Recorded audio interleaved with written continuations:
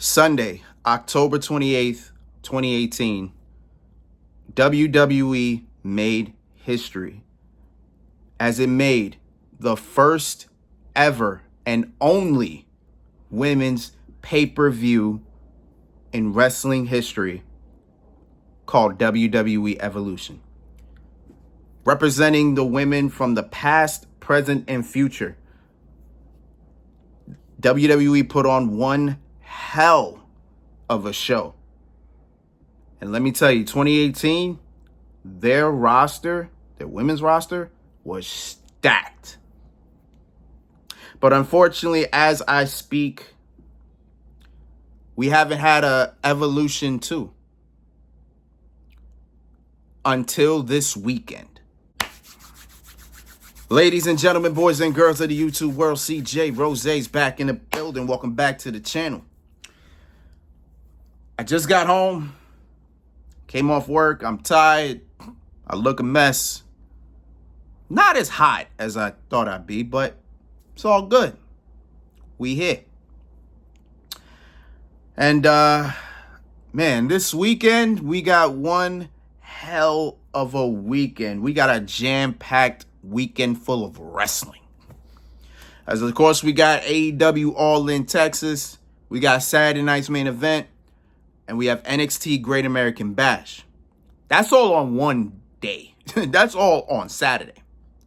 But on Sunday, and what we're here to talk about today, we are predicting WWE Evolution 2. Almost 7 years ago, WWE had their first ever all-women's pay-per-view. Never been done before. And it was a hell of a show. The roster back then, 2018, was pretty damn good. This year, 2025, it's fair to say that the roster looks just as stacked or even more. I ain't here to debate it. But you know what I'm saying? Either way, both rosters were pretty stacked with talent. And hopefully this time around, WWE could either one-up 2018 or make it, or it's going to be the same banger. We'll see. 7 matches. We got 7 matches on tap. The most since WrestleMania this past year. But the most initially since SummerSlam last year. Ooh, strap in. It's going to be a long one. Let's get into it. Let's start with the Evolution Battle Royal. The winner of this match will get a title shot at Clash in Paris. All right, so I don't fully know everybody in this match, but Ava, the NXT general manager, pretty much lists her participants, or the NXT participants in this battle royal, and there's 6 of them. So my assumption is if NXT has 6, then I'm assuming Raw and SmackDown each have 6. So this is probably going to be an 18-woman battle royal. I know, excluding NXT, I know Nia Jax is going to be in it. I know Stephanie Vaquer will be in it. And surprisingly enough, the Women's United States Champion Julia will be in it. That's one person that I'm kind of looking left and right. Like, why is she in this? Like, why isn't she defending her title on the show? Why is she in this battle royal that I know for a fact she won't win because she just won the Women's United States Championship? Why the hell would you put her in a match when in reality she should be defending this title? I don't know. You know what I'm saying?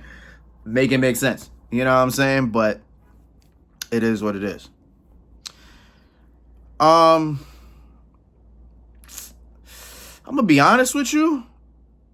Based on the person that I said was in this, I kind of have her winning. I kind of got Stephanie Vaquer winning this whole thing. Because I feel like nobody else can win. You know what I'm saying? Again, I don't got nobody from NXT winning. No, I don't got that. unless this is a way to push them, one of them to the main roster, and that's different. But honestly, I don't really have nobody from NXT winning. I got Stephanie Voltaire winning. I would have Nia Jax winning, but Nia already had her opportunity weeks ago. So it's like, we're not about to do this again. You know what I'm saying? So I got Stephanie Voltaire winning. I usually have multiple people, but again, I don't really know the full participants. I know Stephanie's in it. So I got Stephanie Voltaire winning. Simple as that. Next up, the women's tag titles on the line. As the new tag team champions, Raquel Rodriguez and Roxanne Perez will defend against a team from each brand. From NXT, Zarya and the women's North American champion, Soruka. From Monday Night Raw, the reunited Kabuki Warriors, Asuka and Kairi Sane. And from SmackDown, the very unlikely, but on paper, dominant tag team of Alexa Bliss and Charlotte Flair.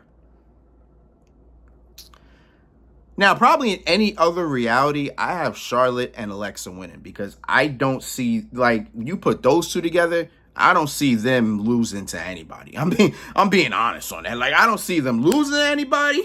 I don't see them getting pinned. On paper, those two together are dominant, bro. That's a dominant team. And I kind of have them winning, even though I'm kind of confused about how they're together and why they're together, but I mean, it is what it is. But I'm going to be honest. I got Raquel and Roxanne retaining because it can do a couple things. Well, number one, they just won the tag titles, and for them to lose them is kind of stupid. Roxanne has her first title on the main roster. And number three, this can push a story to when Liv Morgan comes back. Now, the thing is, I don't know when Liv will be back. I don't know if Liv will be off this whole entire year. I don't know. So, her rehab is kind of going to determine how long Raquel and Roxanne have these tag titles. Because I don't think they'll have them for a very long time. I don't believe it. But, regardless of it, I got Raquel and Roxanne winning. This is going to push the story to when Liv Morgan comes back, and then Liv will be like, oh, Raquel, you abandoned me for her? Then it's ... You know what I'm saying? Again, I don't know how long Liv going to be out for, but that's kind of where we're going. So I got Raquel and Roxanne retaining. Triple threat action for the women's Intercontinental title. As the champion, the man, Becky Lynch will defend against Lyra Valkyria and Bayley. So I guess we can start all the way at WrestleMania with this, right? WrestleMania Night 1, Bayley got attacked from behind. Lyra had to find a partner to go into the women's tag team title match. Night 2 happens, and it ends up being Becky Lynch. Not really a surprise for anybody. Then Lyra and Becky win the tag titles. Then, not even 24 hours later, Liv and Raquel regain the tag titles. Then Becky Lynch turns heel and beats the hell out of Lyra. To when they have their match at Backlash, where Lyra actually won. She retained. But then Becky caused a little bit more harm, per se. To where they had their rematch at Money in the Bank, as to which Becky Lynch wins the Women's Intercontinental Championship. Then I believe, if I'm not mistaken, I believe it was the Raw after Money in the Bank, is when Bayley makes her return. And pretty much from there symbolizing, Becky, I want you, right? So then Lyra walks up to Bayley and she's like, well, hey, thank you for telling me you're coming back. Like, what's going on? Now all of a sudden their friendship is questioned and everything. Now there's turmoil there. To the point where they have a number one contenders match to when Bayley faces Becky for the Women's Intercontinental Championship, Lyra inserts herself in the match, getting Bayley disqualified. Becky retains, and then Bayley gets aggravated at it. She's like, why'd you do that? What the hell? I had the title won. To the point where they had a number one contenders match for the Women's Intercontinental Championship. That match ended in a draw. And then that resulted in a triple threat match to where we have for this weekend. I'm going to tell you this easily as I can. I got Becky retaining. Simple as that. But I just want to say how well this is going for Lyra Valkyria. It's like she's gaining a character in this whole thing. It's like we're seeing more of what Lyra could be, right? She's showing that spark, that energy, that aggression that we didn't know Lyra had. But she's definitely showing it here. And hopefully it goes up from here for her. But yeah, this is about as simple as I can say it. I got Becky retaining. I don't know who gets pinned. Then we see what happens at SummerSlam. Again, don't know, not sure. But I got Becky Lynch retaining. As we move on to a WrestleMania rematch, as the 2025 Queen of the Ring, Jade Cargill, will go one-on-one with Miss Money in the Bank, Naomi, in a no-holds-barred match. You want to know the beauty about this feud? Is that both women have came out of this smelling like roses. Both of them are succeeding very well right now. Jade Cargill just won Queen of the Ring, and Naomi just won Money in the Bank. Both of them are thriving right now. Which kind of, in a way, makes this match a little harder as well. Because it's a no-holds-barred match, and usually when we get those kinds of matches, some of those are kind of climax matches. Like, we're at the end here. Like, okay, this is the last time these last time these two are going to face. And everything like that. As bad as I want Naomi to win, I think Jade takes this. Because at the moment, Jade Cargill has a title match awaiting her at SummerSlam. She will face the women's champion, whoever that may be. But Jade has SummerSlam waiting. Naomi really doesn't have anything. Naomi's kind of impatient mode. Like she's just waiting for the right moment. So with Naomi could take the loss in a way. You know what I'm saying? Jade technically can't. Like, Jade can't lose momentum heading into the biggest match of her career. She can't.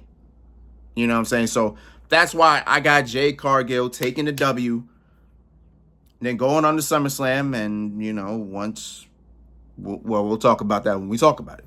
You know what I'm saying? But I got Jade Cargill with the W. As we move on to the NXT Women's title on the line, as JC Jane will defend against Jordynne Grace. Now, I just found out an incentive in this match. I just found out that this match is bigger than I thought it would be. Because the winner of this match goes on to next weekend at TNA Slammiversary to take on Masa Slamovich, title for title. I was like, wow, this match is pretty big. So two things could come out of this. One or two things can come out of this. Either JC Jane retains and she goes on to the biggest match of her career, her life at this point. Or Jordynne Grace becomes the NXT Women's Champion and then goes on to take on the woman that beat her for the TNA title. Hey, sounds good to me either way. And now that I know Slammiversary is going to happen, I might have to preview that match. That's a big match. That's a huge match. Meaning somebody could potentially make history. Now, here's the other thing about that, right?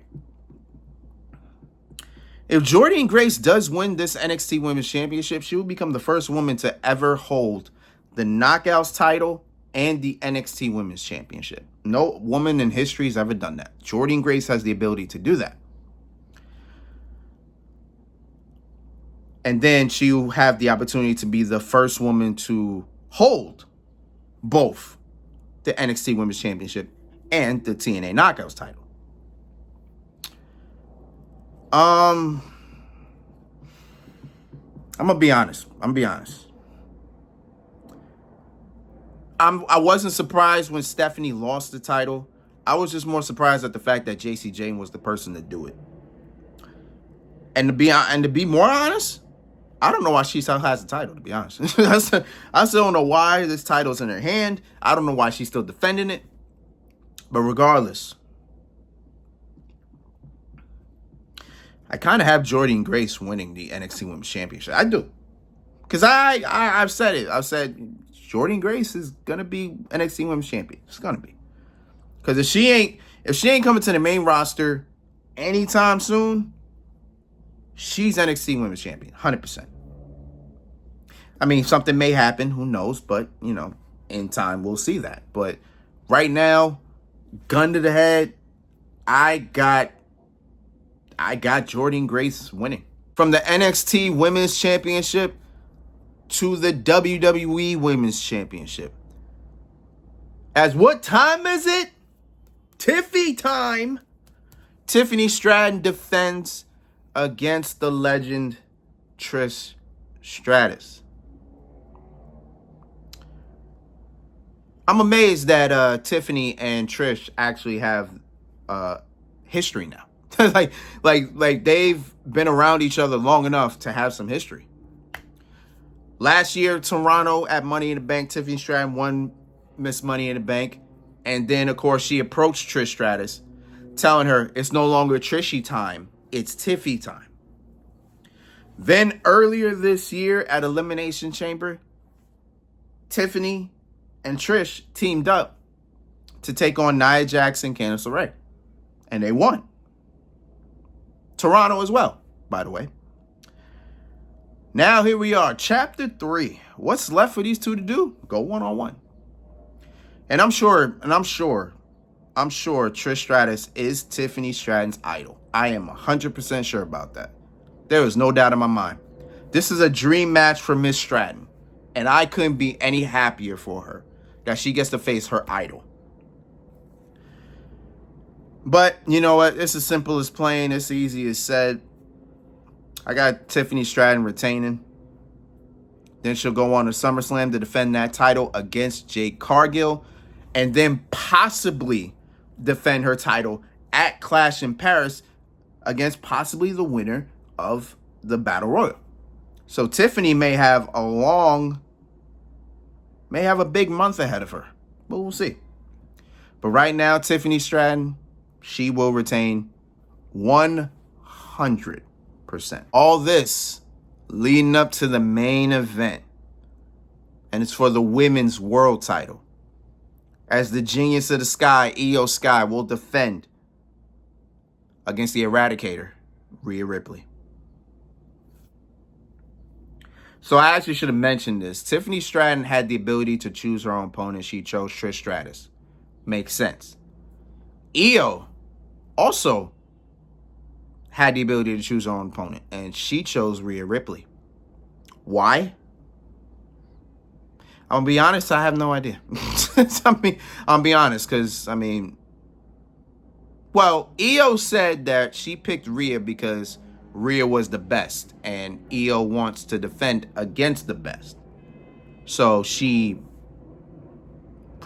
so she defends against she wanted to defend against Rhea. Now here's the thing about this match, right? The big narrative of hold on, sorry about that. The big narrative of this match and the big narrative of this whole thing is Rhea's never beaten Io. She's never beaten Io. That alone tells me Rhea's winning. It tells me that alone. It tells me Rhea is winning simplistically off that. Because they've been hammering that damn narrative for God knows how long. They've been hammering it, killing it. Which will only tell you there's only going to be a matter of time till Rhea actually beats Io. And that time may be this weekend. I got Rhea Ripley winning. Crazy to me. But I got Rhea Ripley winning the Women's World title. As much as I kind of don't want her having the title right now, I got her winning. But then again, there hasn't really been much with Io. Do you know this is going to be Io's first title defense since WrestleMania? That woman has not defended the championship in 2 months. Like, damn, we couldn't build anybody to face her. Like, we couldn't do nothing. Crazy. Like, damn. But yeah, I got Rhea winning. It's about as simple as playing. And those were my WWE Evolution 2 predictions. It is going down on Sunday. I will be here for all of it. And then we will review and we will see if Evolution 2 was as good as 1 or better or worse. Who knows? We'll see. But until then, it's been Rose, man. Thank you for watching. Thank you for all the love support as always. Roll to 1K, you already know. So until next time, peace, love, 100. You hear it?